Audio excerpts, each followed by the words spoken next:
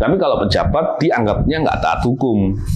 Orang mungkin nggak banyak mengerti bahwa banyak pejabat, ada juga pejabat yang nggak taat hukum seperti pimpinan KPK gitu kan, yang nggak peduli gitu hukum, dianggapnya dirinya hukum. Nah ini yang menjadi masalah gitu.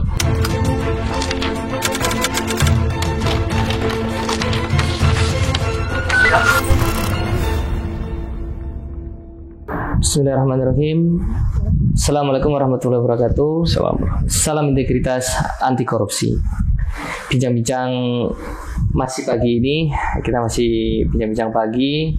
Kita kembali lagi kita dapat seliweran berita di media sosial bahwasanya Ombudsman menyurati Presiden, Pak, karena September pernah menyurati, belum ada tanggapan, dan sekarang menyurati lagi. Dan ditambah lagi Novel Baswedan CS menggugat di PT UN gitu, Pak. PT UN, ya. PT UN Jakarta perihal TWK ini, Pak. Pertanyaannya saya, Pak. Kemungkinan ketika gugatan ini menang di PT UN, otomatis teman-teman ini kan kembali ke KPK, Pak. Gitu, Pak, ya. Dan ini si Bapak Firly DKK kan gitu.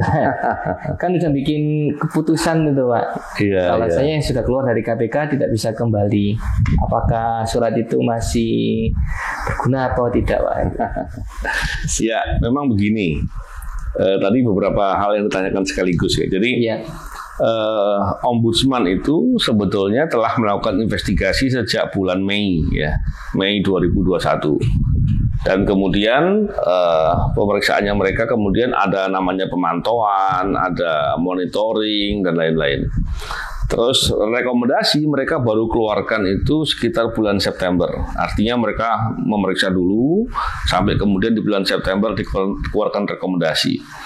Rekomendasinya jelas, itu mengatakan bahwa pada intinya ya, tindakan-tindakan pimpinan KPK dengan menggunakan seolah-olah ada tes TWK itu maladministrasi.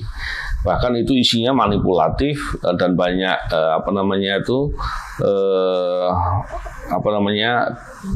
yang tidak benar lah, kata-kata yang tidak benar di sana.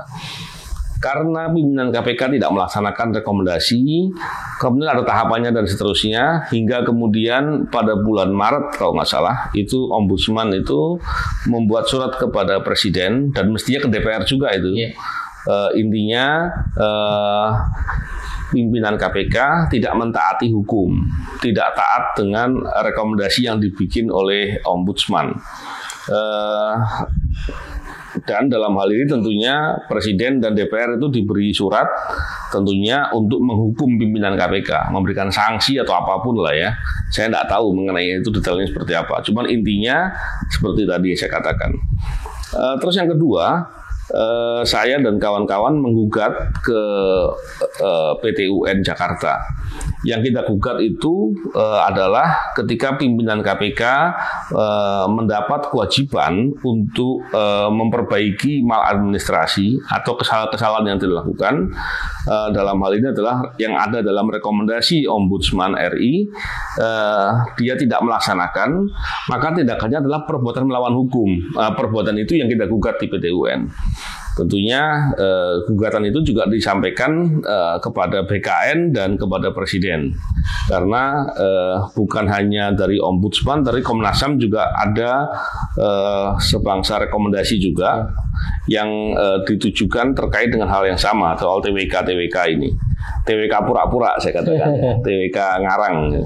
Jadi menggunakan TWK tapi alat ukurnya, tesnya apa disembunyikan semua. Jadi saya meyakini itu manipulatif lah. Ketika terjadi seperti itu, maka kami berharap Pengadilan Tata Usaha Negara membuat putusan untuk memerintahkan pimpinan KPK melaksanakan rekomendasi tadi. Memang ini yang menarik ya. Dari awal saya juga mendengar ada beberapa masyarakat yang bertanya, kenapa kok nggak digugat ke PT UN dan lain-lain. Kita mesti paham bahwa di Indonesia fenomena terkait dengan perbuatan pelanggaran atau pelanggaran hukum atau maladministrasi yang dilakukan oleh negara, dalam hal ini pemerintah, itu bisa dilakukan perbaikan atau diuji dengan dua cara eksekutif maupun cara yudikatif peradilan. Dua-duanya mempunyai kekuatan yang sama. Kalau dalam eksekutif itu diantaranya yang berwenang adalah Komnas HAM, Ombudsman, itu mereka berwenang untuk menguji itu. Ujian tadi ketika diperiksa dengan teliti, mereka punya aturan-aturan hukum dalam undang-undangnya masing-masing, dan nanti kemudian mereka akan nyatakan itu, dan itu kemudian mengikat harusnya. Tapi ada juga yang bertanya, kenapa kok Ombudsman tidak punya nggak bisa eksekutorial lah, nggak bisa mengeksekusi rekomendasinya? Saya katakan sebenarnya bukan cuma eksekutif yang nggak bisa mengeksekusi, tapi peradilan juga. PT UN itu juga tidak ada hak eksekutorial, tidak bisa memaksakan putusannya. Kenapa bisa begitu? Ya, kalau kita lihat pola-pola peradilan seperti ini kan diambil dari negara Eropa ya. Percontohan apa? Ya, ambil dari negara Eropa percontohannya. Jadi ketika di negara Eropa yang sana sama, mereka juga nggak punya hak eksekutorial. Pertanyaannya kenapa kok bisa begitu gitu ya?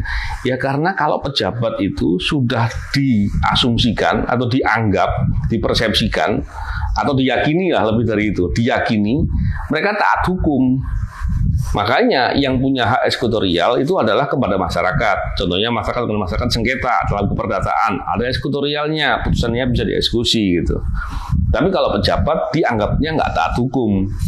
Orang mungkin nggak banyak mengerti bahwa banyak pejabat, ada juga pejabat yang nggak taat hukum seperti pimpinan KPK gitu kan, yang nggak peduli gitu hukum, dianggapnya dirinya hukum. Nah ini yang menjadi masalah gitu.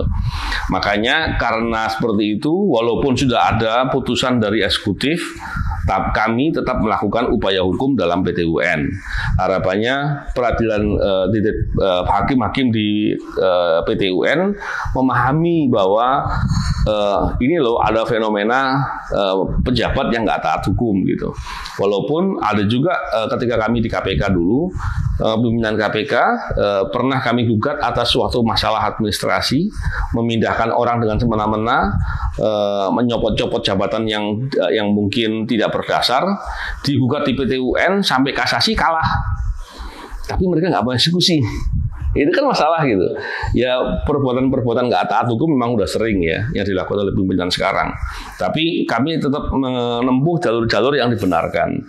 Pertanyaan berikutnya tadi yang dikatakan, kalau nanti PT UN ini dimenangkan, bagaimana? Karena Firly dan kawan-kawan membuat suatu peraturan yang seolah-olah menghadang kami gitu. Betul. Nggak boleh masuk, pintunya dikunci gitu, kunci dibuang ke sungai gitu ya.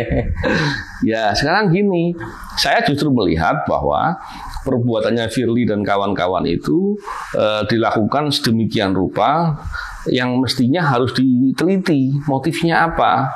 Kenapa kok tiba-tiba dia sampai sekuat tenaga membuat peraturan itu? Memang dia sedang berbuat apa ini kan gitu. Betul. Karena KPK itu bukan lembaganya Firly Bahuri dan kawan-kawan. Itu adalah milik negara, tujuannya untuk masyarakat ya, dan untuk kebaikan. Dalam hal ini saya justru malah ingin melihat bahwa apakah tindakannya pimpinan KPK ini yang dilakukan dengan cara-cara yang tidak benar ini, yang tentunya itu juga melawan presiden kan, melawan pemerintah. Kenapa? Ya seolah-olah dia nggak punya atasan, seolah-olah dia bisa berbuat apapun. Sama seperti tadi, kalau seandainya presiden kemudian dari rekomendasinya Ombudsman mengatakan bahwa ini harus dikembalikan, kalau kok kamu saya kasih sanksi, seandainya ngomong begitu, nanti Firly akan bilang, loh ada peraturan ini gitu. Iya. Padahal peraturan akal-akalan yang dia buat gitu ya. Ya itulah yang tindakan-tindakan semenang-menang, tindakan-tindakan perlawanan yang dilakukan oleh dia. Tapi pada dasarnya tidak ada tempat untuk orang yang suka melawan hukum, bertindak semenang-menang, dan tidak jujur dan manipulatif. Jadi saya pikir yang begini-begini harus dilawan.